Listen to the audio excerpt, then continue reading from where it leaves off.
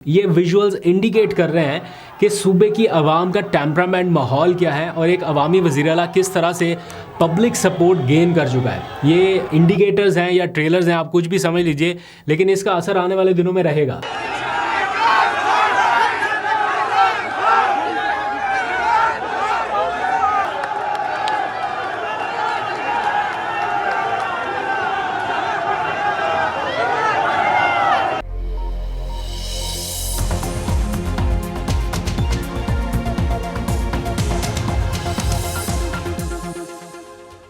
बिस्मिल्लाहिर्रहमानिर्रहीम, अस्सलाम वालेकुम। पाकिस्तान और दुनिया भर में देखने और सुनने वालों को अब्दुल कादिर का सलाम। पाकिस्तान में 9 नवंबर की रात है और अब से कुछ देर पहले मैं पार्लियामेंट हाउस से वापस आया हूँ। आज वैसे इतवार था, छुट्टी का दिन भी था, लेकिन हमारा ऑफ तो कैंसिल हो गया और पार्लियामेंट हाउस छुट्टी के रोज़ भी खुली। कोई यौम इकबाल के हवाले से कोई एक्टिविटी नहीं थी, लेकिन आपको पता है कि क्या चल रहा है वहाँ पे। आइनी तरामीम के हवाले से जो मसले मसाइल चल रहे हैं, तो उनको कवर करने के लिए वहाँ पर मौजूद थे। और जो 1973 का आइन बनाने वाले जो लोग हैं, मुतफ़िक़ा आइन जो बनाया गया, उसके बनाने वालों से ज़रा हाल अहवाल करके आए हैं, ज़रा वहाँ पे मुलाकात हुई है। तो मैंने कुछ विजुअल्स रिकॉर्ड किए, वो आपको मैं दिखाऊंगा इस व्लॉग के दौरान या इसके आखिर में दिखाऊंगा। कुछ एक्सक्लूसिव विजुअल्स आपके लिए रिकॉर्ड किए ताकि तारीख़ का थोड़ा सा आपको भी आइडिया हो सके। एनीहाउ, अब इसके बिल्कुल ही पास कमेटी रूम नंबर है जहाँ पर इस आइन में तरामीम की जा रही हैं और वक्फे से ड्राफ्ट की मंजूरी का सिलसिला जारी है।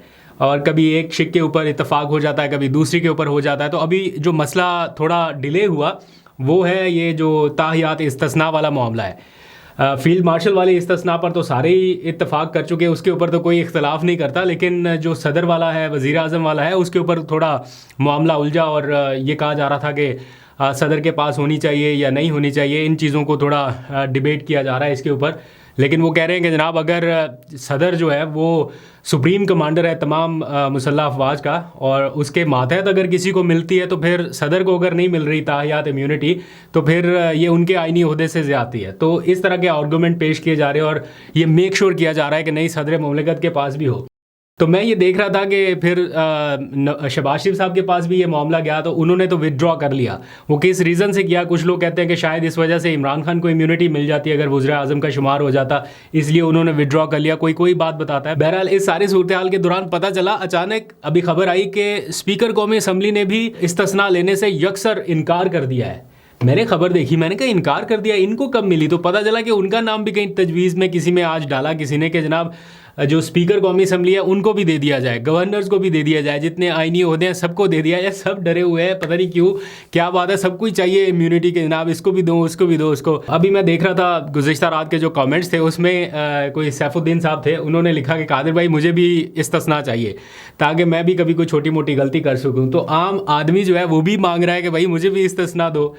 तो जो रूल ऑफ लॉ है, कानून की हुक्मरानी है या कानून है, वो तो सबके लिए एक जैसा है, एक जैसा होना चाहिए। आइडियली तो यही है कि ना किसी ताकतवर के लिए अलग हो, ना किसी कमज़ोर के लिए अलग हो। लेकिन यहाँ पर थोड़े से मामला तो आपके सामने जैसे चल रहे हैं।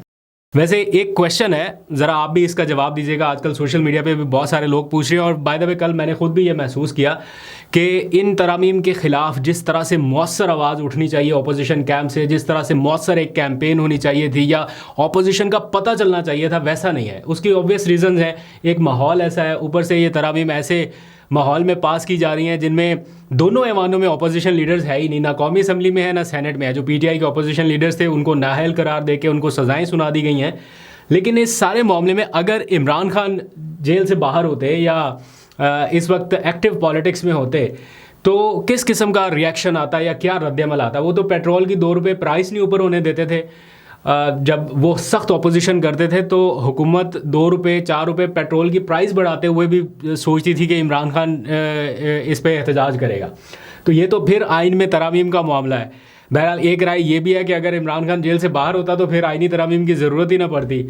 ये इसीलिए है कि ज़रा मामला लंबा किया जा सके। यानी आप अपनी राय का ज़रूर कीजिएगा कि ऑपोजिशन को किस हद तक मौसर तरीके से अपनी मूवमेंट जो है वो चलानी चाहिए। उन्होंने शुरू किया है, आज उन्होंने अपनी तहरीक का पहला मरहला जो है वो लॉन्च किया। और पहला मरहला क्या है कि आज जिस टाइम मैं आपसे बात कर रहा हूँ 8:30 बजे के करीब पूरे पाकिस्तान में उन्होंने कहा है कि वो एक कुछ उन्होंने बोल बताए हैं कि इनको रिपीट करना है, जैसे अजान दी थी वैसे ही ये। तो मुझे नहीं लगता कि इससे कोई फ़र्क पड़ेगा। हाँ ठीक है, अपने तौर पे लोग प्रोटेस्ट रिकॉर्ड करा सकते हैं इस तरह, वो भी हर कोई नहीं इस तरह करेगा कि जनाब वक्त निकाले, छतों पे जाए, रिकॉर्ड करे और चढ़ा दे। आएंगी वीडियो सोशल मीडिया के ऊपर, लेकिन ये इस हद तक मौसर नहीं है कि इससे किसी को फ़र्क पड़े कि कोई कहे कि इन तरमीम को रोल बैक कर देना है, या चूँकि बड़ी तादाद में लोग वीडियोस बनाने लगे हैं। एहतजाज की नौयत या अपना ये जो रिकॉर्ड कराना है कि जनाब हम इसके अगेंस्ट है, इसकी नौयत थोड़ी मुख्तलिफ भी हो सकती है। इसके ऊपर अपोजिशन जमातों को बहरहाल सोचना पड़ेगा। खैर आगे बढ़ते हैं। आज की एक और अहम तरीन पेशरफ्त जो कि वज़ीर आला सुहेल आफरीदी से मुतालिक है, और जिस किस्म का माहौल एनवायरनमेंट उन्होंने आज क्रिएट कर दिया उसके ऊपर बात करते हैं। फिर मैंने आपको जो 1973 का आइन बनाने वाले लोगों से हुई आज मुलाकात है पार्लियामेंट हाउस में, मुजस्मों से हुई मुलाकात, वो भी मैंने आपको दिखानी है। कुछ एक्सक्लूसिव विजुअल्स रिकॉर्ड किए ख़ास आपके लिए, वो भी आप ज़रूर देखिएगा ताकि आपको हिस्ट्री का पता चल सके। तो लेकिन उससे पहले ज़रा ये सुहेल आफरीदी वाला, ये बड़े हैरान कुन से मनाजर आज देखने में आए। एक अलग ही किस्म का मोमेंटम उन्होंने बनाया जब वो अचानक किसी जगह पहुँचे बीआरटी का विज़िट करने के लिए, और पब्लिक के बीच में जब पहुँचे तो जो क्राउड, जो एनवायरनमेंट, माहौल, टेम्परामेंट देखने में आया है, ये चार्ज क्राउड। ये कोई ऐसा नहीं था कि कोई अनाउंस किस्म का कोई जलसा है या कोई प्लान किस्म की कोई एक्टिविटी है। ये खालिस्तन अवाम के दरमियान एक दौरा जो कि टर्न हो गया इनटू अ मैसिव क्राउड, ये बड़ा सरप्राइजिंग एलिमेंट था। और इससे आपको अंदाज़ा हो रहा है कि खैबर पख्तूनख्वा की आवाम या ओवरऑल जहाँ पे पीटीआई को स्पेस मिली हुई है थोड़ी सी, वहाँ पे लोगों का मूड और टेम्परामेंट क्या है।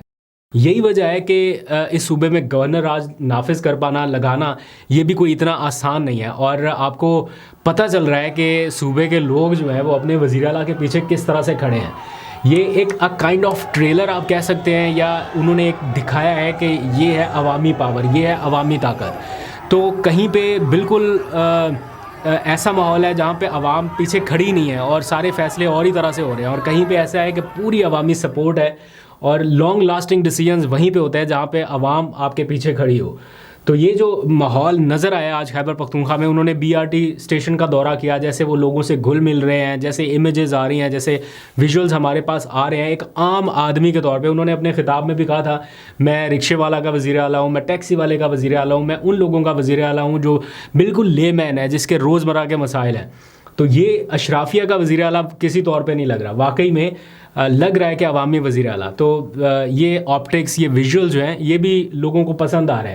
बहरहाल ऑन द अदर हैंड उनको अपनी सिक्योरिटी और सेफ्टी के ऊपर भी कंप्रोमाइज़ नहीं करना, इसका भी ख्याल रखना पड़ेगा। लेकिन बहरहाल उन्हें अवाम में रहना है, अवाम में जाना है, और ये इंडिकेटर्स हैं अ काइंड ऑफ आगे आने वाले दिनों के हवाले से कि क्या होने वाला है या क्या हो सकता है। दूसरा, मैंने आपसे एक क्वेश्चन और भी करना है कि आईनी तरमीम में एक तरमीम और भी ऐड की जा रही है एएनपी की तरफ से, क्योंकि वो भी थोड़ा नाराज़गी का इजहार कर रहे हैं कि हमारी तरमीम को क्यों ऐड नहीं किया जा रहा। वो कह रहे हैं कि खैबर पख्तूनख्वा का नाम जो है उसे तब्दील कर दिया जाए। एमल वली खान साहब हैं, वो कह रहे हैं कि खैबर पख्तूनख्वा की बजाय इसे पख्तूनख्वा कर दिया जाए, क्योंकि खैबर उनके एक ज़िले का नाम है।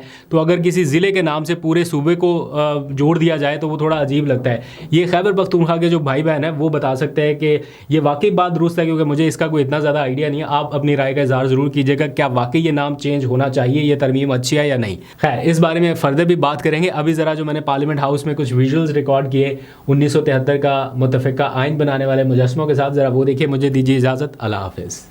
इस वक्त मैं पार्लियामेंट हाउस में मौजूद हूँ और 27वीं आइनी तरमीम की मंजूरी के जो मराहल इस वक्त जारी हैं उनकी कवरेज के लिए यहाँ पर मौजूद हूँ।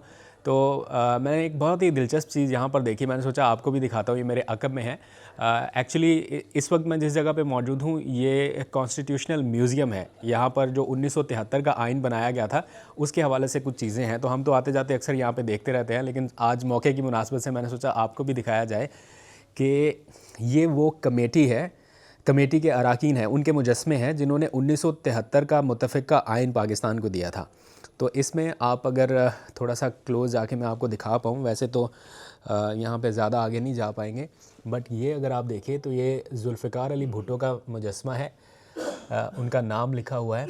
और इसी तरह ये मौलाना मुफ्ती महमूद, ये मौलाना फ़ज़लुर रहमान साहब के वालिद हैं, और इन्होंने 1973 का जो मुतफ़िका आइन था वो बनाने में किरदार अदा किया। इसी तरह ख़ान अब्दुल क़य्यूम ख़ान, उनको आप देख सकते हैं। और ये बाकी सारे ये वो लोग बैठे हुए हैं, मीर गौस बख्श बजिंजो आप देख सकते हैं, अब्दुल हफीज़ पीरज़ादा हैं। ये वो सारे लोग हैं जिन्होंने 1973 का मुत्तफ़िक़ा आइन जो है वो इस कौम को दिया। ये उस कमेटी के अरकान हैं। तो इनका मुजस्मा यहाँ पर लगाया गया है। और भी बहुत सारी चीज़ें हैं कि क्या क्या उस वक्त शुरू के टाइम पे हुआ करता था। यहाँ पे भी अगर आप देखें तो ये चीज़ें आपको बिल्कुल अवाइल के बारे में बताती हैं। ये oath taking, first chairman senate का जो ओथ टेक हुआ था ये उसके बारे में है। तो इस तरह और बहुत सारी चीज़ें हैं।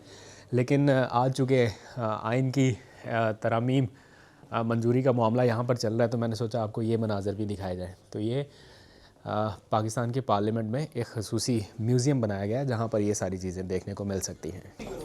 और ये कादिर भी बना के आ रहे थे तो हम भी इनके लिए करते हैं। Very good. कैसा हुआ तुम्हारा पेपर? अल्हम्दुलिल्लाह बहुत मज़े का। आप क्या कर रही हैं?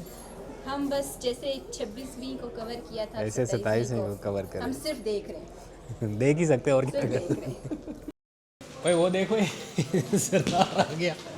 अस्सलाम वालेकुम। क्या हाल है सरदार? अल्लाह का शुक्र। ठीक है मिजान, तू बीमार हो गया था मुझे पता चला। हाँ बस अल्लाह का शुक्र, आप ठीक हो? टाइफाइड होते थे। ये हमारा दोस्त है, बीमार हो गया था कुछ दिनों पहले। अल्लाह बस आपकी दुआएं और मोहब्बत, अल्लाह का शुक्र, दुआएं सर आप। हमारी दुआएं वाकई आपके साथ ही हमने आपके लिए की हैं कि आप ठीक हो जाएं। आपको हमारा पैगाम मिल गया था ना? मिल गया था सर। उसके बाद आप ठीक हो गए। बेशक आपकी मोहब्बत है तो बंदा बीमार हो ही नहीं सकता। सही है। चलो गुड वर्क। और ये हमारा दोस्त है लंबे बालों वाला, इसने अपने बाल कट कर दिए और बैरिस्टर गौर इसको पहचानने से इनकारी में मुबारकबाद दे के गए। लतीफ़ खोसा साहब से बात कर लेते हैं। खोसा साहब, साइंस कहरी तरमीम की बात हो रही है, आप बाहर कानून है, आपका क्या माहिराना तलसी है?